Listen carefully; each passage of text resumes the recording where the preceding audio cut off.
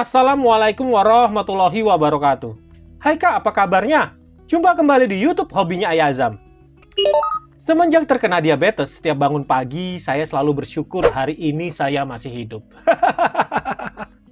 Rasa syukur itu juga semakin besar. Ternyata Allah memberi saya kekuatan untuk berjuang mengendalikan diabetes yang saya idap ini.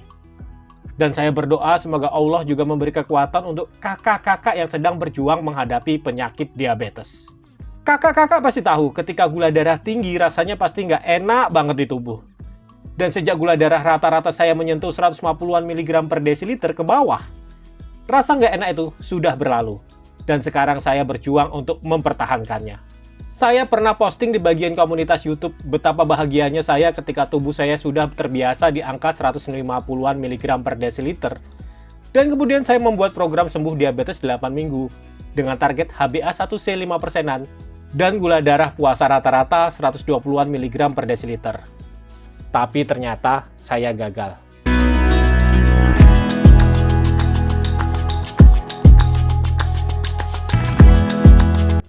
Kita buka lagi Kak hasil program 8 minggu saya sembuh diabetes kemarin. Saya start itu gula darah puasa saya itu 206 Kak, yang paling tinggi. Ya. Dan di minggu ke-8 saya berhasil mencapai 101. Ini minggu ke-8. Ini gula darah puasa ya Kak ya. Kalau saya itu saya bilang ini adalah sebuah progres yang sangat luar biasa. Saya bisa menurunkan gula darah puasa dari 206 mencapai 101 di minggu ke-8 dalam 8 minggu hanya dengan olahraga, mengatur pola makan, mengelola stres, dan satu hal Kak, saya tidak minum obat. Nah, kenapa HbA1c saya 7,7 hasilnya? Ya karena saya memang struggle Kak menurunkan dari 206. Coba dari awal saya itu di sini 100-an, 120 dari minggu pertama sampai minggu ke-8. HbA1c saya pasti bagus. Makanya saya berani nebak, saya masih fase pre-diabetes ini, belum sembuh. Seperti itu. Nah, di sini saya sudah mencapai hasil yang bagus, 133, di bawah 150 semua. 105, 101, semuanya ada. Ini bisa saya teruskan aja ke minggu ke-9, ke-10, ke-11. Sampai akhirnya dari angka ini, saya tambahin 8 minggu aja. Cuman saya pikir buat apa? Buat apa saya membohongi diri saya? Seperti itu. Saya tes aja HbA1c. Kalau gagal, ya tetap dilanjut. Sampai nanti bulan November atau Desember. Seperti itu. Yang saya struggle, yang saya perjuangkan adalah mengubah pola hidup saya, mengubah gaya hidup saya, supaya hasil HbA1c saya bagus. Target saya sih di 5%-an.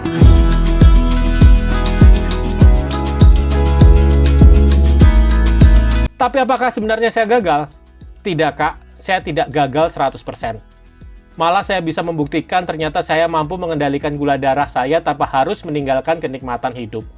Dengan program saya itu, ternyata saya bisa membuat gula darah puasa saya yang awalnya 200-an miligram per desiliter menjadi 101 miligram per desiliter hanya dalam waktu 8 minggu tanpa minum obat sama sekali. Cukup dengan mengatur pola makan, olahraga yang rutin, dan mengelola stres.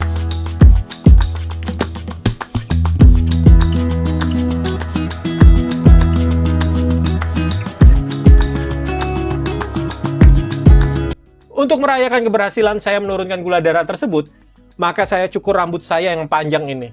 Jadi kemarin kan anak saya sudah mulai mengikuti tahun ajaran baru di sekolahnya. Seperti biasa rambutnya yang gondrong harus dicukur pendek supaya nggak ditegur guru. Saya ikut cukur rambut. Saya pilih potongan buzz cut. Rambut saya yang panjang itu dicukur habis jadi model mirip rambut tentara.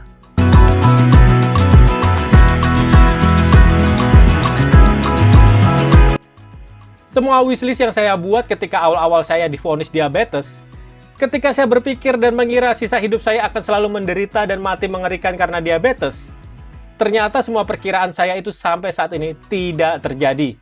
Bahkan saya diberi kekuatan untuk dapat mengatasi diabetes saya, dan wishlist saya yang dulu saya buat sudah tercapai semua. Nikmat Tuhan mana lagi yang kau dustakan? Ternyata bersama kesulitan ada kemudahan.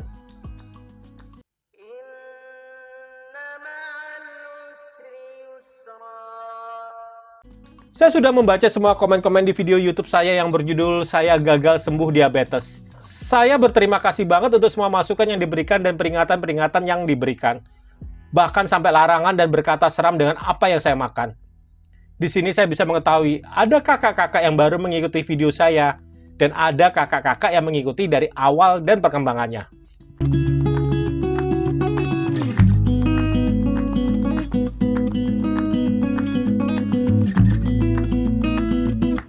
Saya menekankan kembali, Kak. Penyebab saya gagal sembuh diabetes adalah reaksi tubuh saya ketika gula darah saya berada di bawah angka 120-an miligram per desiliter. Saya menjadi tidak fokus, kaki gemetar, dan mengantuk. Semua itu terjadi karena tubuh saya belum bisa beradaptasi di angka tersebut. Tubuh saya yang sudah terlalu lama terbiasa di gula darah yang tinggi, sehingga menjadi shock ketika berada di angka 120-an miligram per desiliter. Di sini saya harus tarik ulur berkali-kali sampai tubuh saya terbiasa. Dan ketika saya membuat video ini, tubuh saya belum terbiasa. Tapi mau nggak mau, dan itu saya harus beradaptasi. Karena kalau saya ingin sembuh, pilihannya cuma dua, adaptasi atau mati.